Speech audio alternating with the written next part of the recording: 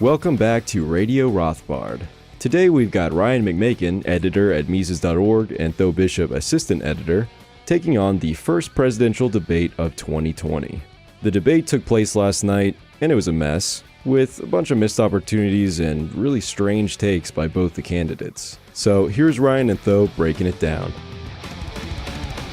Hello and welcome to Radio Rothbard. This is Ryan McMaken. I'm an editor at the Mises Institute, and I'm joined here by Tho Bishop, my associate editor.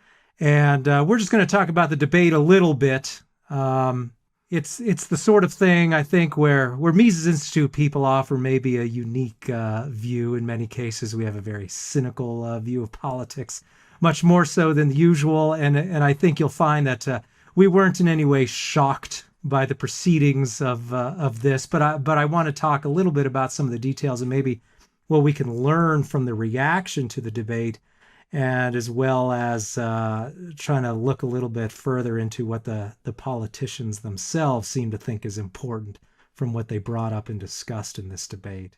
So, Tho, it's great to have you here. How are you doing? I'm doing well, Ryan. Yeah, that was last night was.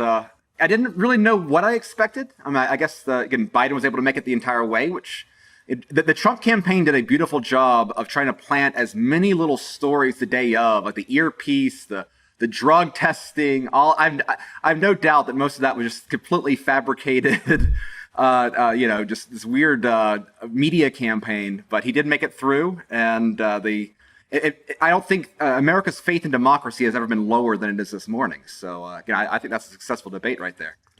Well, and it wasn't faith in democracy too high before. I mean, I think that, and I'm not even a big anti-democratic guy. I think there's a role for voting in elections, and that I know from experience that if we just handed the political system over to a bunch of rich people who were the captains of industry, our tax rates would skyrocket, and there would be far more government regulation than there is now. This idea that if we just would hand things over to the benighted elites, that we'd be much more freer, strikes me as wishful thinking at best. But the system we've got, the way it is, every time we go into something like this, whether it's these debates or it's like a State of the Union speech, and we're all supposed to act like this is some sort of great important ritual where something really meaningful takes place. I hate all that, and it always just strikes me as just so silly.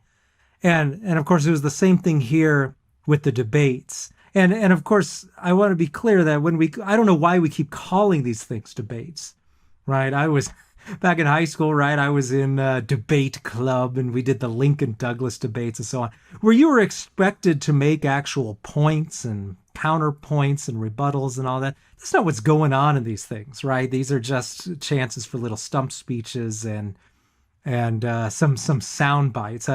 We should really just be calling them like candidate showcases. It's just absurd that we call them debates, and that seems to be kind of in the service of making these things sound more impressive than they are. Well, absolutely. I mean, when you have so many people that, the government is the new religion, right? That the state is their god, then it is natural for you to try to dress up these events as something greater than they are. And this is one of the things that I think really drives them so crazy about Trump in particular, right? Because he doesn't try to pretend that these are serious events, and they never really have been. At least they haven't been for a very long time. The 2012 debate between Romney and Obama, it was defined by taking the quote "binders full of women" out of context, and a moderator interjecting herself in the whole display. Like, I mean, SNL, in the way that they frame these things historically, I think it's done a lot. It had a much larger role in framing the way the public sees politicians. I mean, obviously, Sarah Palin, I can't see Russia from my house is perhaps the best example, but you can go much further before that. Because this isn't a serious exchange of ideas. This isn't a debate between what ideology is really going to govern this country. It's a show. And it's a show that benefits cable news pundits for as long as the public's willing to tune in for them. Well, and given that this is really just about the candidate showcasing himself and really maybe setting the stage for who makes fun of who in what way and all of that, Who won this debate then? Was there a winner? The loser was Chris Wallace, because I think that his performance, would offer enough for both sides to just lambast him. And I have a little bit of, very rarely do I have sympathy for any member of the corporate press, but I don't know how you moderate something like that. I don't know. I tend to think that Trump's very aggressive approach this time around is going to turn off some people. I even saw people that were Trump fans that were like, okay, let Joe talk, let him screw himself up. I think there's going to be some people that bullying sort of mindset. If the only thing that people remember from this debate is Trump bullying Joe Biden, I don't think that hurts Trump with a lot of people. There was kind of a flash like Telemundo poll that showed Trump like 66% of the voting, online poll, who won the election. Online polls can always be, screwed around with. Good Ron Paul. 2012 and 2008 people know how to do that. But I think that at the end of the day, this is going to be, the real loser is whoever consumes news coverage, because we're just going to be beat over the head with the Trump didn't fully condemn white supremacist narrative that has been the story for 5 years now. They're just going to rehash that for a while, because that is what I've seen as the biggest takeaway from all the very serious publications out there for what we should really be concerned about from last night. Well, and that kind of brings me to the next question, right? Does this really even make any difference to most voters? It seems that reviewing the reaction in my social media feed and also in some email groups where I actually follow left-wing people, who I know personally and so on. It doesn't seem that Trump could have done anything to make someone who already hates him like him during this. And I question if he could have done anything really to make someone who already loves him hate him.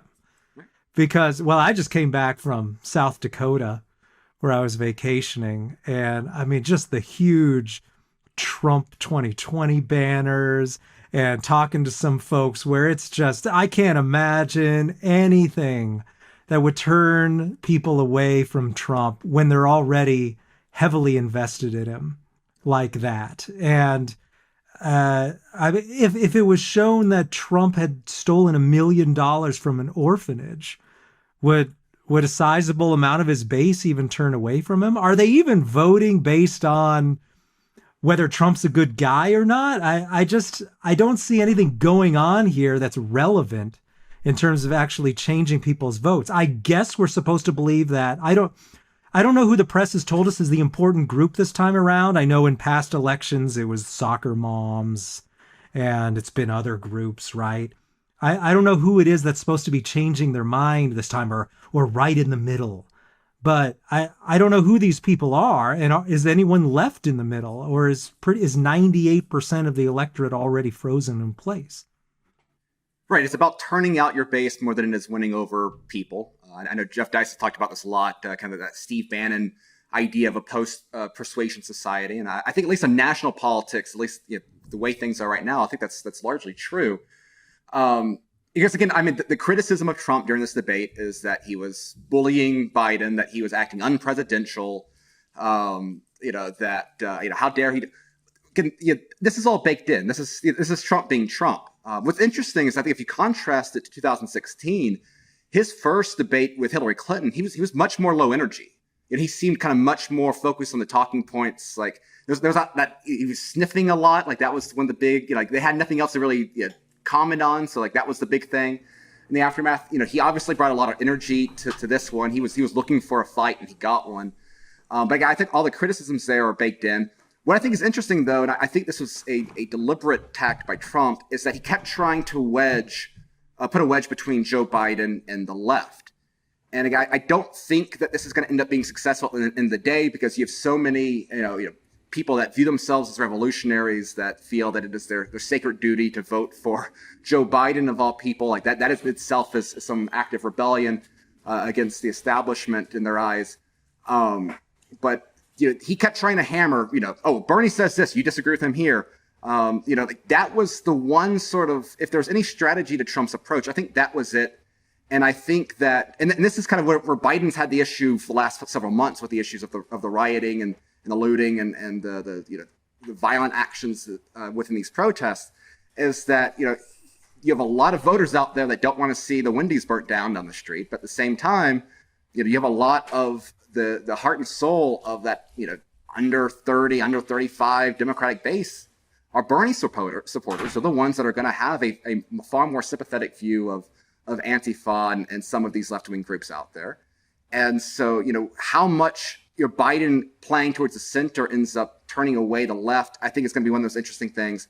Of course, when you have so much of that's consolidated in solid blue states, that might not matter at the end of the day anyway.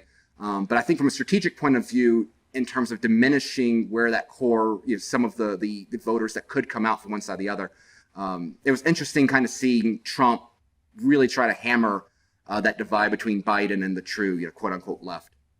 Yeah, I agree. I'm not sure that's a great strategy. You could think about the strategy in reverse, right? Let's do a bunch of things to try and alienate Trump from his from the right wing core, right? I guess well, it already didn't work, right? Like Trump already, he's totally bad on spending from any sort of like consistent like libertarian view or anything like that, right? And so, I mean, he's terrible on Social Security, terrible on deficit spending, terrible on the Fed, terrible on basically any Ron Paul type issue, except maybe on war, where he seems to be accidentally better, where he just doesn't seem to have any enthusiasm. So, I mean, it just doesn't seem like a good strategy, largely because it seems like both sides are really primarily interested in voting to avoid some horrible disaster. Right. Like, I'm unconvinced that anybody here is voting for a candidate they truly love, except for a few people. I know that a lot of centrist Democrats, interestingly, really like Biden because he's the centrist candidate, and he kind of fits the mold. Oh, he's put in his service, and he's put in decades of time in Washington to try and make Washington a better place and all that stuff. Some people actually still believe that garbage, but at the same time, yeah, the far left isn't enthusiastic about him, but they're afraid that if they stay home, then Trump will get reelected. And it would seem to work the same way with a lot of Trump's supporters, at least a very large number of them. I mean, I know he has people who truly think he's just a wonderful, delightful human being. But for the most part, it seems you're voting based on fear, right? And kind of using one of those old Tom Woods analogies, right? We're in some sort of prison camp. We can vote on prison guard A, who beats us 5 times a day, or we can vote on prison guard B, who beats us 10 times a day. Which one are you going to vote for? Right? I would turn out for that election, right? Because I want to get beaten only 5 times a day. So that makes perfect sense. It doesn't mean you like one of the prison guards. Yeah, you have literal skin in the game at that point. And that's one of the things, like, and it's interesting that this hasn't been a bigger takeaway afterwards, but Trump kind of stumbled into what could have been a gaffe in that regard, where Biden was trying to push him on Roe versus Wade, and Trump's like, oh, what do you mean Roe versus Wade's in the ballot? Like, I don't see that. It's like, well, there's a lot of people who, like, their defense of Trump is, hey, this is the first time we might have an anti-Roe versus Wade Supreme Court, and since that decision was made, this is a big deal. And Trump was like, what do you mean on this? Again, I don't think he's particularly, he's not someone I think motivated by any great sense of ideology. He's a transactional guy. But I think a lot of it is, who do you hate less? It's a race to the bottom in that regard, and this is what presidential politics has become. And again, there's a lot of people that are going to try to shine this as something that it's not. Again, I think a lot of Biden's core demographics are the people that still wish that West Wing was on TV. Well, the Supreme Court thing really matters too, I think, for a lot of voters. And this then is just totally separate from the candidate himself then. Right, does it even matter if you like Trump very much? And I think that's the sort of thing that's going to get mainstream Republican types motivated to vote, regardless of the fact that they might personally hate Trump or think he's uncivilized or whatever, is why would they then throw the election to get a Democratic nominee on the court again? Because, of course, if you're really concerned about the Supreme Court, and even if you hate Trump, it seems he's worth the price of admission to get Gorsuch in there. I mean, Kavanaugh seems like kind of a waste, but you get Gorsuch and Barrett in there. That seems like a pretty big win for whatever else Trump did. And besides, who thinks that had the Dems won, that things would be any better in terms of debt and the Fed and anything like that? If anything, there'd probably be worse in terms of foreign policy, multiple wars and all of that. And so I think a lot of voters, then you've got kind of these people who, they're going to like Trump no matter what, or they're going to vote based on fear. And then you got people who are going to vote for Trump because they want the Supreme Court to be in relatively safe hands. And they know that you're not going to appoint like a Trump clone to the court, right? You're going to appoint just some standard conservative to the court. So it's all kind of separate from the personality of Trump. And it seems like there's a lot of reasons to vote for Trump, even if you couldn't care less about the guy personally. And I think the left has the same thing going on with Biden, even though Biden's totally uninspiring. They know that what they're really electing is a whole cadre of left-wing people who, even if Biden serves out his term, they're going to be really the ones who are running things, and they're going to get people they want on the court. So I know that some people are voting based on how the candidate presents himself and all that, and some are going to vote based on emotion, but it seems a lot of people, if they're paying attention at all, have reasons to just vote for one of these guys based totally beyond the candidate. Absolutely. And I think that, one of the questions that came up that was actually really interesting that we didn't get an answer to, and that's usually how the way these things work, is, what is Joe Biden's view on changes to the makeup of the Supreme Court should Republicans pass Amy Barrett as a Supreme Court justice? And the interesting thing is the idea that Joe Biden's opinion on this matters at all. The idea that a Joe Biden election makes him the figurehead of the Democratic Party, I think is a lot of wishful thinking, considering where the energy is. Biden's kind of being dragged along here by, again, I understand that Biden won the primary, and that's a very important thing. And when there was a lot of candidates out there, there was a choice on the ballot to go through that more pure Democratic socialist approach there. There are a few other options, and Biden won, fine. But Biden is not the face of the current Democratic Party. He's not where the energy is, and his decisions here don't really matter.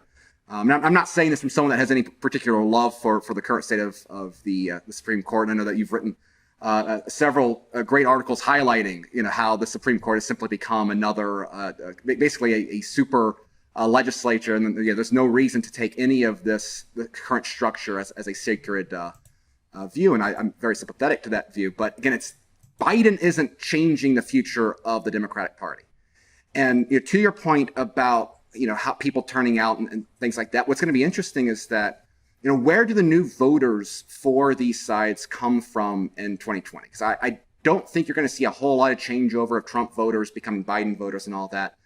I think that you do have, because of these accomplishments like the Supreme Court, that size of like never Trump Republicans in 2016, I think is much, much smaller. And you've seen it play out with some of the kind of the popular voices out there like Glenn Beck and Eric Erickson and some of these people saying, oh, we didn't vote for Trump, and last time around we're definitely in this time.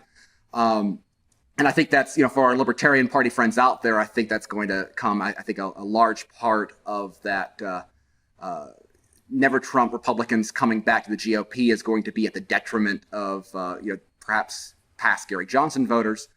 Whereas like the Democrats are trying to shock and scare people that didn't show up at all in 2016 to come out this time.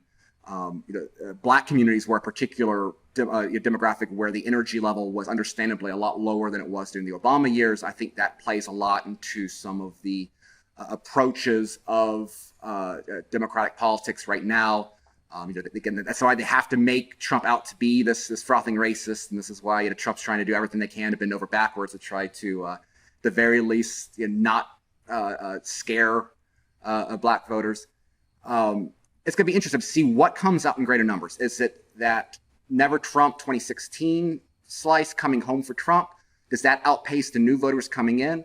Particularly on a state-by-state basis, it's going to be very interesting.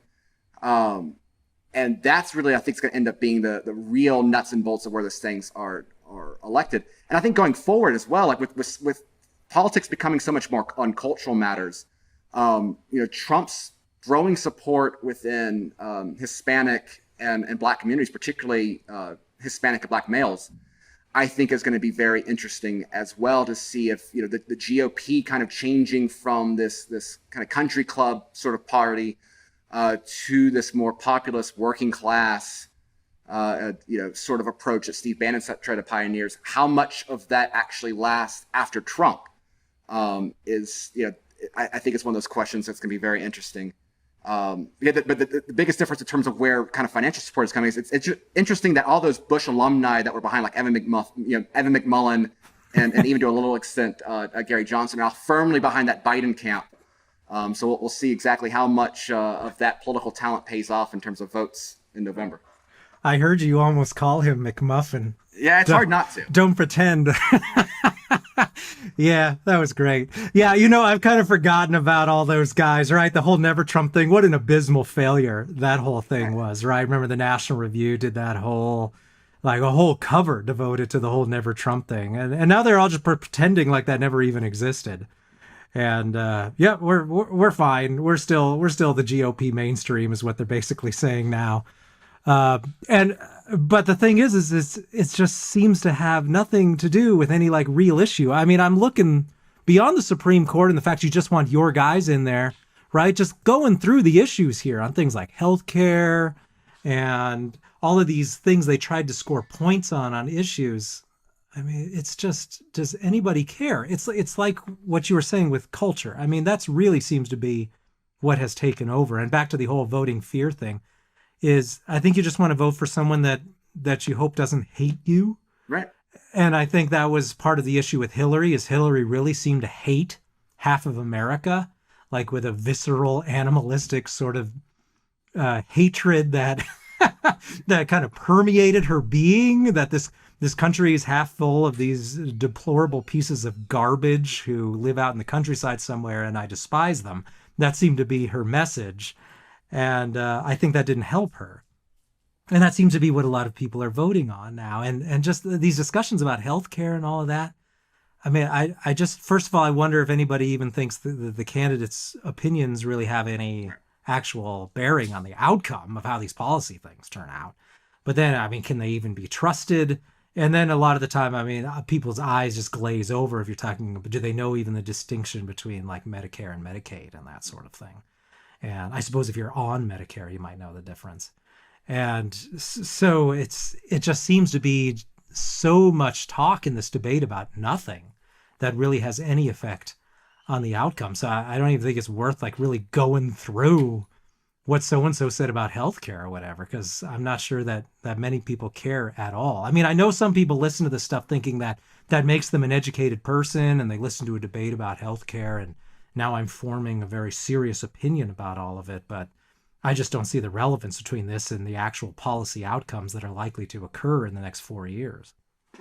Well, that's because any serious political discussion, it doesn't happen out in the national primary, in the national election. It happens in the primaries, and that, this is one of the issues. I know that there's a lot of our friends in the Libertarian Party. They're always outraged and why don't we get more traction? Why don't we get more traction? Well, the reason why third parties don't get more traction is that when you have the major parties have so much flexibility, where you can have a Ron Paul or Thomas Massey, within the same party as a Peter King or a Lindsey Graham, where is the real avenue there for a libertarian soul ticket, right? Because there's a lot of flexibility within the ideologies of these parties, depending on a lot of it's some states parties are far more libertarian than others. Some are very, and you see this play out with a lot of, you had a lot of, nominally red state governors, for example, take a very hands-on, very authoritarian approach to COVID. Maryland with Larry Hogan, I think, is one of the better examples out there of a nominally Republican governor, not having his hand forced by the legislature. He's just acting in a way that's a lot more similar to what the Democratic governors have done, and they can do it because these parties have no genuine ideological backbone. I mean, Trump was able to come in and hijack the Republican Party, in the course of 15 months. And given how bad the Republican Party was before that, I don't think that's necessarily a bad thing. But that's where the discussion happens. And so, one of the things, obviously, that the go-to lines of the Institute is, we talk about political decentralization and the decentralization of democracy. I know that you have an article on that in the past. If you're able to actually have a lot more control within kind of a blue, within the workings of blue America versus red America, to really simplify it, that is where you're going to get some really robust discussion on the topics that really matter. But of course, that is you can't do that when you do have this scenario where you have genuine reason to believe that the other party just genuinely hates you and the culture of your community based on where you are at on the map.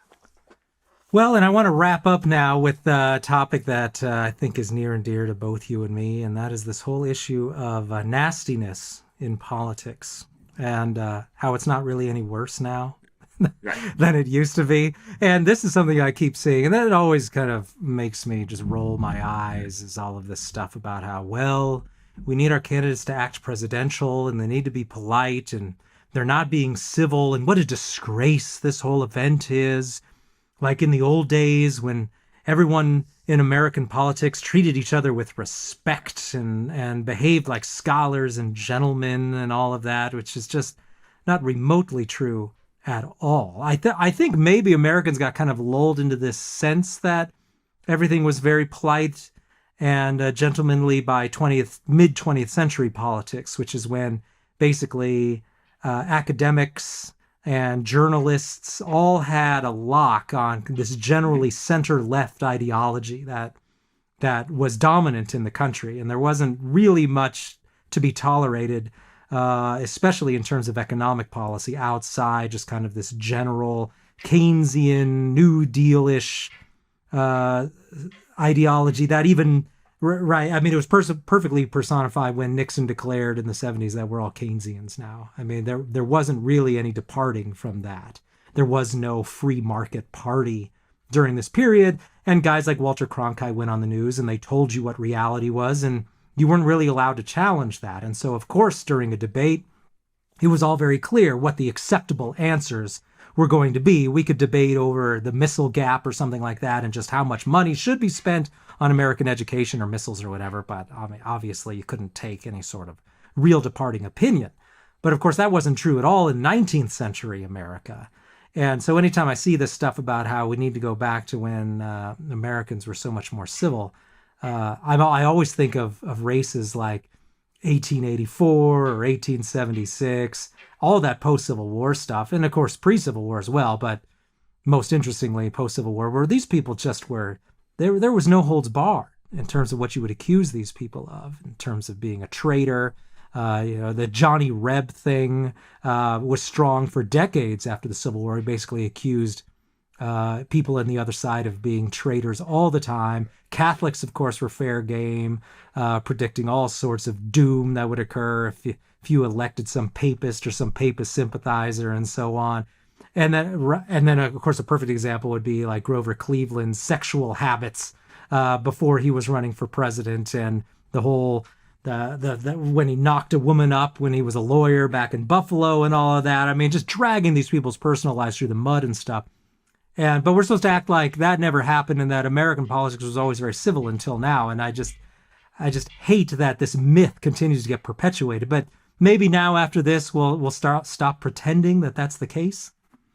No, I agree. And again, if that concept of the cathedral that's out there, right? That the controlled narrative of the media and academia and government to try to create this American cultural environment that, again, deifies the state so that it has the power to make the world more equal and all their sort of holy and obviously good ends. It necessitates viewing the members of that holy state as being of good character, right? I mean, you always want the priests to be beyond in any sort of criticism, and of course that's never been the case. And again, you can go back to America's founding.